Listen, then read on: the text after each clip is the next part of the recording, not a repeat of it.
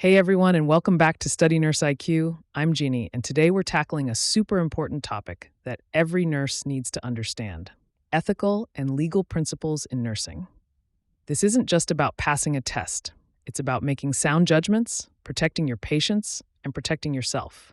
We'll cover key ethical frameworks, legal concepts, and how they apply in real world psychiatric mental health nursing. Let's get started. What is ethics? At its core, ethics is a collection of philosophical principles that help us examine the rightness and wrongness of decisions and actions. It's a fundamental part of what it means to be human, especially in a profession like nursing, where we're constantly faced with moral choices. For nurses, our professional conduct is guided by the American Nurses Association (ANA) Code of Ethics for Nurses.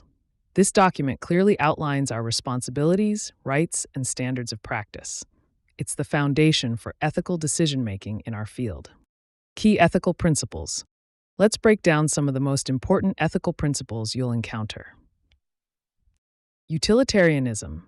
This principle says that decisions should be based on producing the greatest happiness for the greatest number of people. It focuses on the outcome. Kantianism. In contrast, Kantianism is all about performing one's duty regardless of the outcome. The focus is on the action itself, not the result. Autonomy.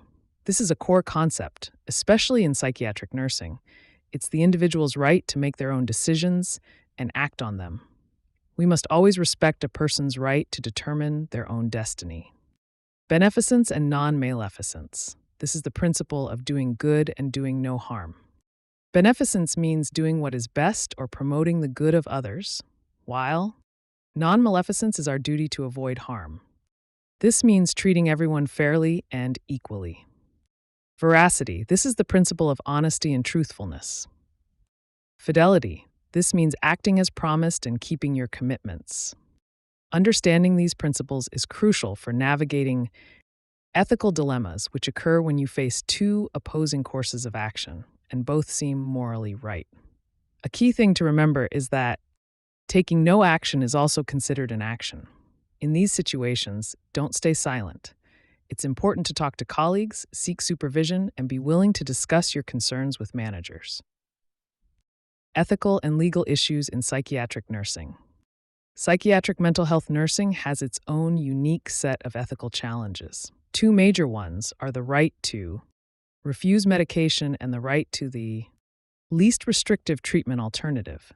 This means we should always prioritize outpatient care over inpatient care and use less restrictive measures like verbal de-escalation before resorting to chemical or physical restraints.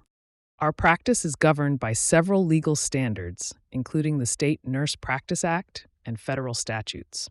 We must also follow guidelines from organizations like the Joint Commission and the Centers for Medicare and Medicaid.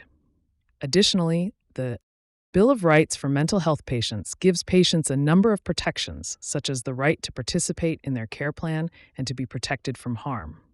Voluntary versus involuntary admission. Patients can be admitted to a psychiatric facility in two ways. Voluntary admission. The patient agrees to be admitted. Involuntary admission. This occurs against the patient's will, typically through one of two mechanisms: an emergency certificate signed by a doctor or a civil commitment ordered by a judge. Reasons for involuntary commitment include being a danger to self or others, or being gravely disabled, meaning the person is unable to provide for their basic needs like food and shelter. An emergency commitment is time-limited, often requiring a court hearing within 72 hours. Competence and informed consent. Competence is a legal term referring to a patient's cognitive ability to understand and process information. It's determined by the legal system and can vary by state. A person with a psychotic disorder is not automatically considered incompetent. Informed consent is a patient's voluntary agreement to a treatment or procedure after they have been given all the necessary information. The 5 key elements are voluntary participation, competence, disclosure, understanding, and the ability to make a decision. As nurses, we play a crucial role in informed consent. While the provider is legally responsible for obtaining it, we must Advocate for the patient to ensure they have the knowledge, competence, and free will to consent. In emergencies, consent may not be needed if immediate intervention is required to prevent death or serious harm, and the patient is unable to consent. Restraints and seclusion. Restraints and seclusion are measures of last resort as they violate a patient's autonomy. Their use is considered false imprisonment if not justified. They should only be used in short-term situations when a client is imminently aggressive and poses a danger to themselves or others. The Joint Commission has strict rules about restraints. An order must be obtained and is time-limited. 4 hours for adults, 2 hours for adolescents, 9 to 17, and 1 hour for children under 9. Orders can be renewed for a maximum of 24 consecutive hours. A physician or licensed practitioner must evaluate the patient in person within 1 hour of the restraint's initiation. Restraints should never be used for convenience or discipline. Legal terms to know: assault, an action that causes a person to feel a reasonable fear of being touched without consent, e.g., a threat. Battery, the unconsented touching of another person. Confidentiality, ensuring patient information isn't shared with unauthorized individuals. Defamation of character, sharing information that harms a person's reputation. It can be libel, written, or slander, spoken. False imprisonment, the unjustified and deliberate confinement of a person within fixed limits. Negligence, failing to act as a reasonable, prudent professional would, leading to patient harm. Malpractice, a specific type of negligence where a nurse's failure to provide expected care results in injury or damage to the patient. NCLEX-style questions. Let's test your knowledge with a few practice questions. Question 1.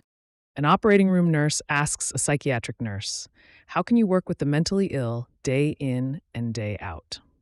The psychiatric nurse replies, "It's just the right thing to do." The psychiatric nurse is operating from which ethical framework? Utilitarianism. B. Christian ethics. Ethical egoism. Correct answer D. Kantianism. Rationale. The psychiatric nurse's response, "It's just the right thing to do," aligns with the ethical framework of Kantianism, which focuses on performing one's duty rather than the consequences of the action. Question 2. A nurse gave a client 5 milligrams of haloperidol, Haldol, for agitation. The client's chart was clearly stamped allergic Haldol. The client suffered anaphylactic shock and died.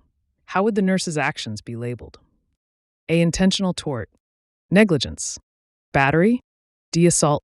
Correct answer B. Negligence. Rationale. The nurse failed to act as a reasonable and prudent professional would have by not checking the patient's allergy status, which is a key part of the standard of care. This failure led to patient harm, which fits the definition of negligence. Question 3. As a last resort, an agitated, physically aggressive client is placed in 4-point restraints. The client yells, "I'll sue you for assault and battery." The unit manager determines that the nurses are protected under which condition? A. The client is voluntarily committed and poses a danger to others on the unit. B. The client is voluntarily committed and has a history of being a danger to others.